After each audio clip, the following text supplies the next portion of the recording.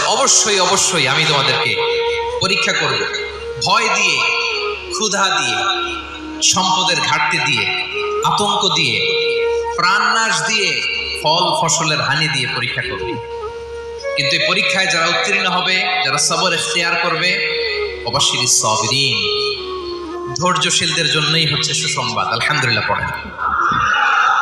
তাহলে সম্মানিত সুধী, আমরা বুঝতে পারলাম এই পৃথিবীর ফিচার হচ্ছে এখানে বিপদ থাকবে, বিপদ ছাড়া কেউ থাকবে না। স্ট্রাগল থাকবে, কষ্ট থাকবে, ঝুঁকি থাকবে, রিস্ক থাকবে, এবং নানা ধরনের বিপদ আপদ দিয়ে আল্লাহ তাআলা আমাদেরকে পরীক্ষা করবেন। এটা মাস্ট, এটা আমাদের মাইন্ডসেটে নিয়ে নিতে হবে।